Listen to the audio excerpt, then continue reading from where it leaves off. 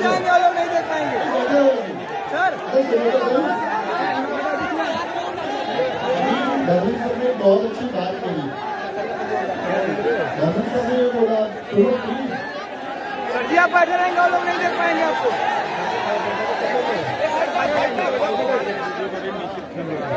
अभी धर्मेंद्र सर ने बहुत अच्छी बात की कि आपकी लाइफ में एक उद्देश्य होना चाहिए। धर्मेंद्र सर की बात करेंगे, सबसे पहले तो आप सबका यहाँ आने के लिए थैंक यू।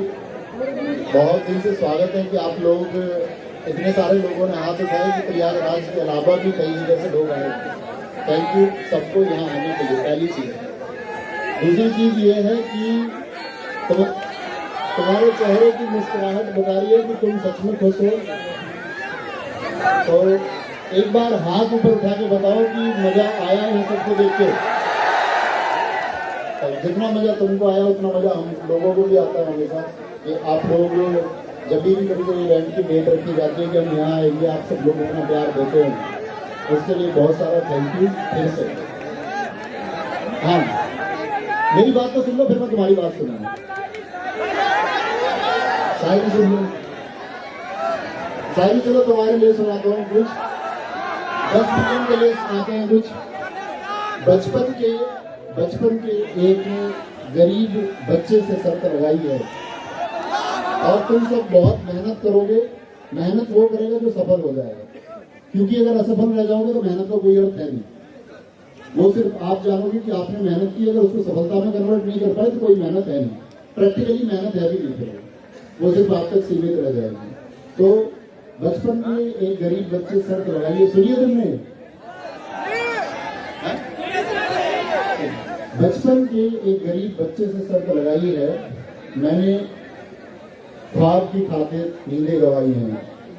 हम लोग, आप लोग बहुत टूटे हैं, बहुत बिखरे हैं, तब जाके रब ने ये नियामतें सजाई। तो आप सब लोग भी मेहनत करेंगे, आगे तक पहुंचेंगे।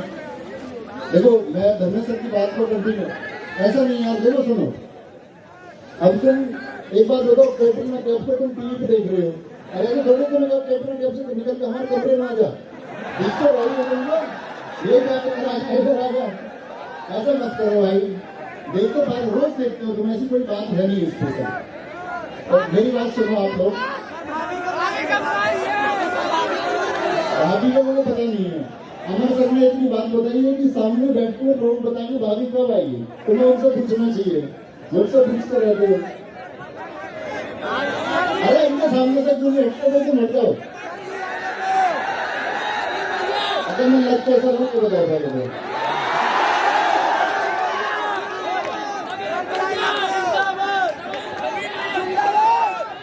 चलो ऐसे हम सारे हाथ क्लास में रोज करते ही हैं।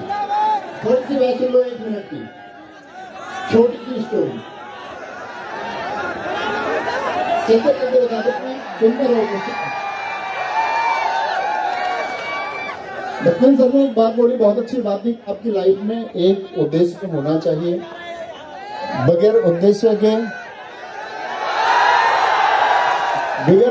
के जीवन, उन्होंने बताया कि निरर्थक है, उसका कोई अर्थ नहीं है।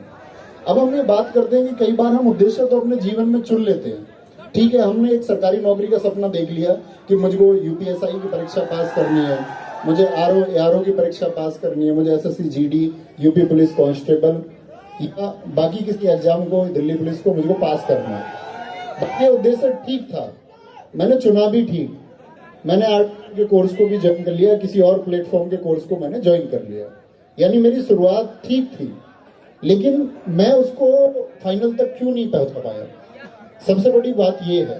तो मैं धर्मेंद्र सर की बात में एक बात और जोड़ना चाहूंगा कि उद्देश्य के साथ में आपका डिटर्मिनेशन यानी कि दृढ़ संकल्प होना जरूरी है। और दृढ़ संकल्प कब आता है, उसका छोटा सा तरीका, बात यह नहीं कि आप चीजों के बारे में जानते हैं दृढ़ संकल्प क्या है, बात है कि आप अपनी तैयारी में उस दृढ़ संकल्प को ला कैसे सकते हैं। दृढ़ संकल्प लाने का सबसे अच्छा तरीका, देखो मैं तुम्हें बताता हूँ। दरअसल में हम लोग जब ग्रामीण परिवेश के लोग हैं या मीडियम फैमिलीज हो या निम्न वर्ग के जितने भी परिवार हैं, दरअसल दौर में हमारा सपना नहीं होता, उस दौर में किसी और का सपना होता है। या तो वो हमारे माँ बाप का सपना होता है, या हमारे किसी फैमिली मेंबर का सपना होता है कि हम लोग ऐसा करें।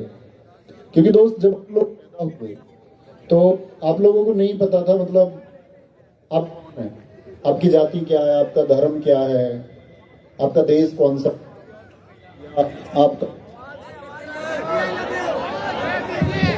जब आपका जन्म हुआ, मैं ये कहना चाह रहा हूँ कि आपकी आइडेंटिटी आपको नहीं पता था कि आप हैं कौन।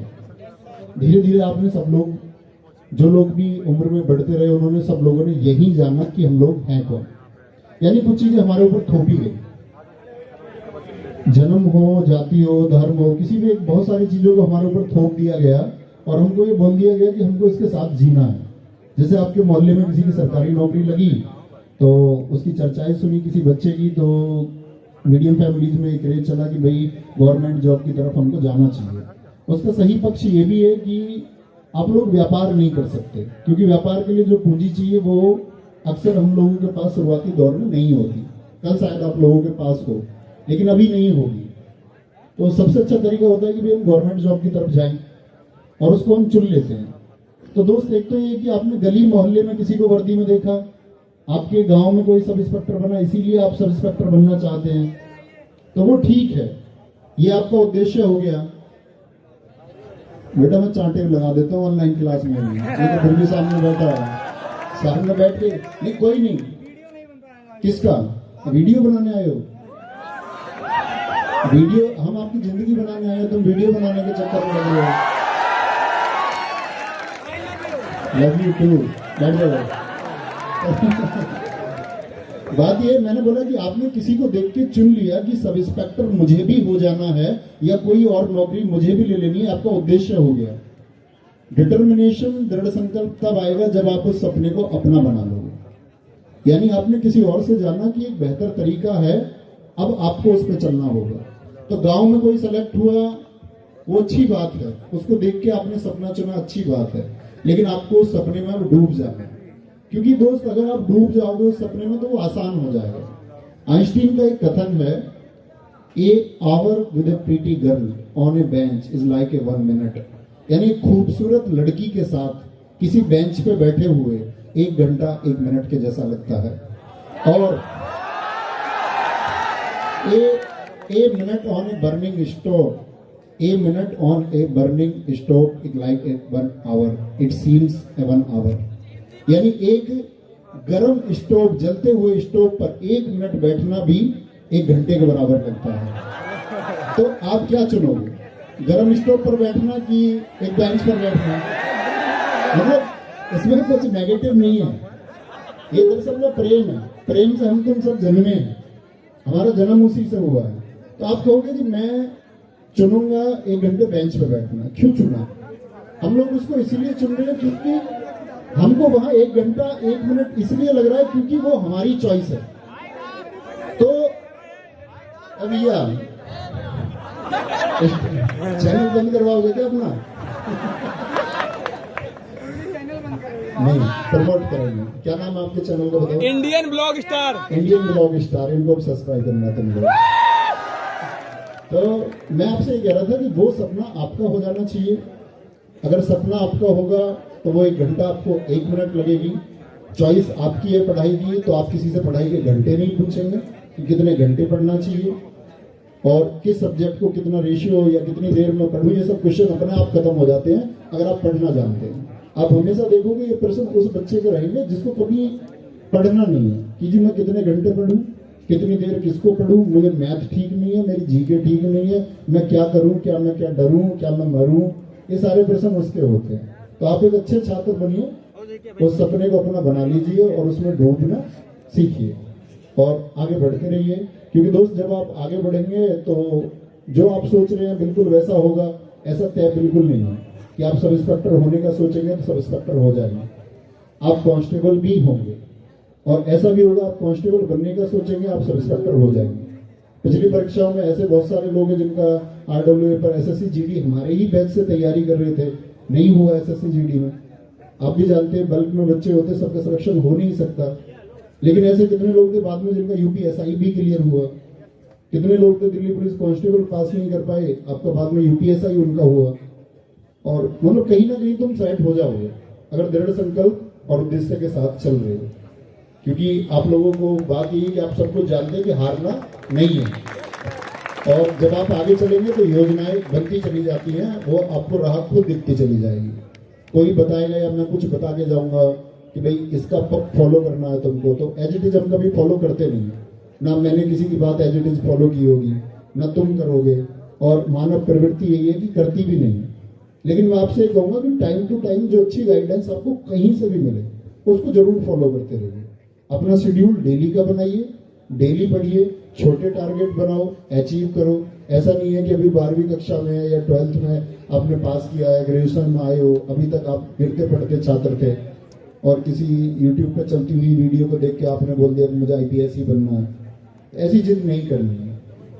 वो चुनाव तब करना है जब आपको लगे कि हाँ मेरे अंदर वो योग्यताएं हैं, क्या मैं कर पाऊंगा या नहीं।